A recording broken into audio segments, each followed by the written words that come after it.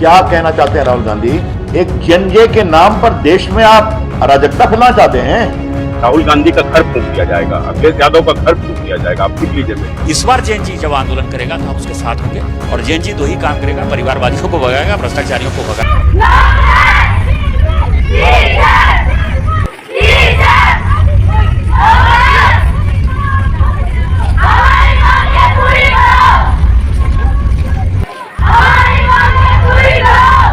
नमस्कार दोस्तों, आज हम एक ऐसे मुद्दे पर बात करने जा रहे हैं जिसने भारतीय राजनीति में पिछले कुछ दिनों से हड़कंप मचाकर रख दिया है।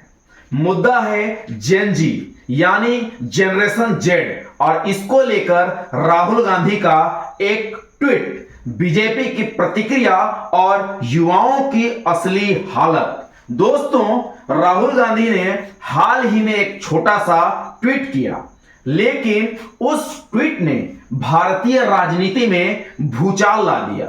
उन्होंने लिखा, देश के युवा, देश के स्टूडेंट्स, देश के जेएनजी संविधान को बचाएंगे, लोकतंत्र की रक्षा करेंगे और वोट चोरी को रोकेंगे। मैं उनके साथ हमेशा खड़ा रहूंगा। जय हिंद। अब सोचिए, यह ट्वीट जितना सीधा और साधारण था उतना ही बड़ा विवाद पैदा कर गया।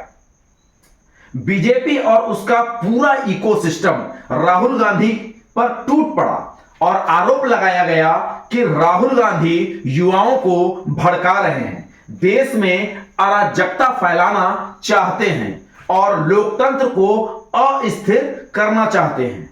बीजेपी नेताओं ने इस ट्वीट को लेकर तरह तरह के बयान दिए।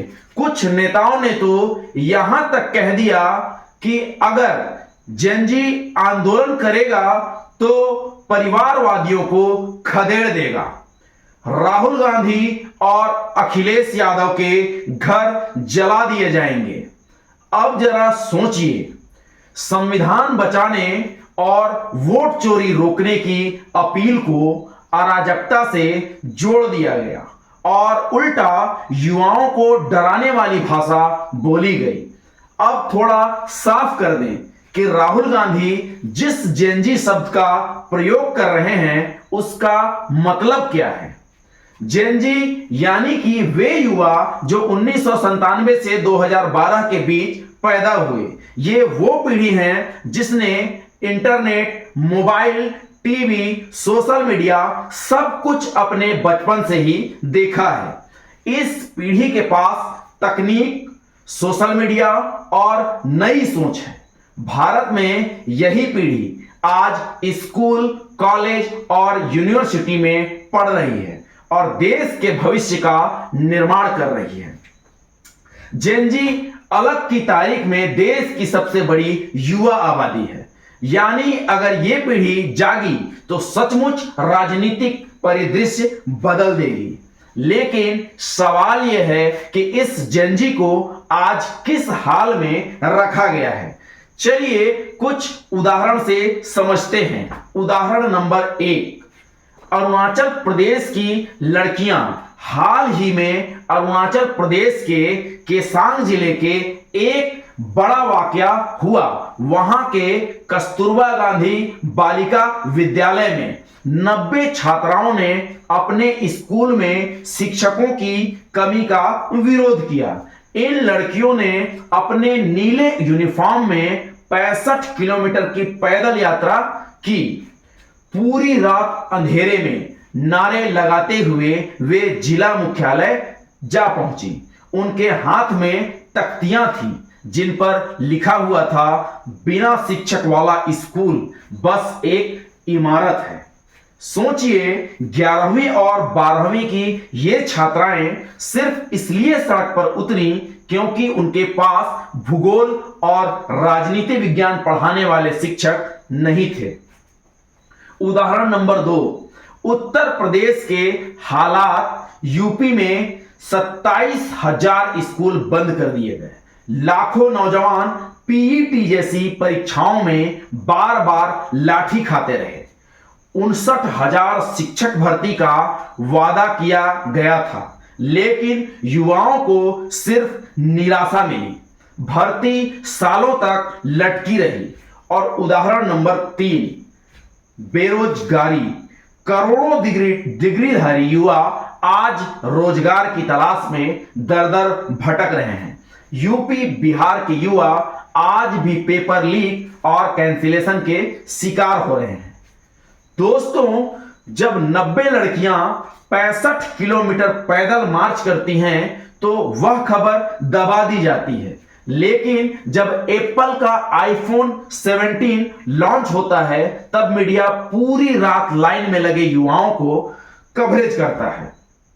कोई कहता है मैंने किडनी बेचकर आईफोन खरीदा है, तो कोई कहता है मैं रात 12 बजे से लाइन में खड़ा हूं। फिर से तो मैं 2 बजे आ गया था लाइन में। मैंने रात में 12 बजे से लाइन लगाया था, अब जाके मुझे। यानी असली मुद्दे शिक्षा, नौकरी और संविधान कहीं गायब है और युवाओं को सिर्फ उपभोक्ता बनाकर पेश किया जा रहा है। बीजेपी नेताओं को राहुल गांधी के ट्वीट से इतना डर क्यों लगा?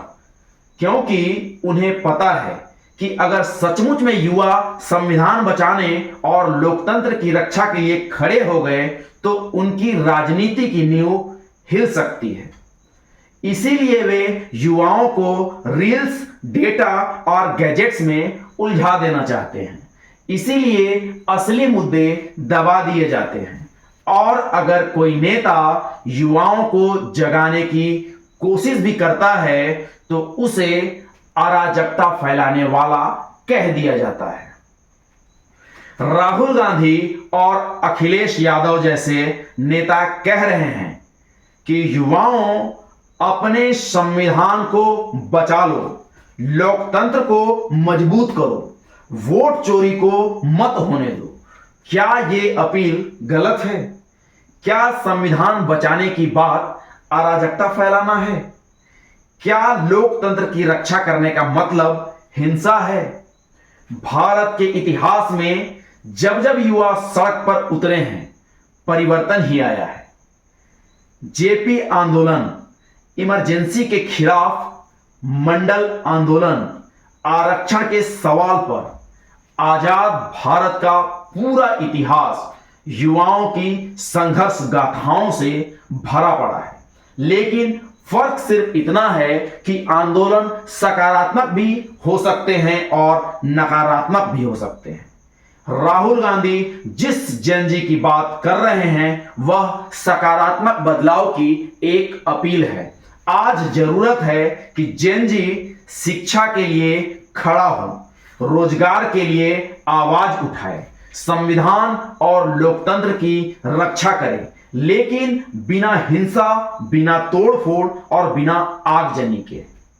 जैसे अरुणाचल प्रदेश की लड़कियां नारे लगाते हुए अपने अधिकार के लिए खड़ी हुई।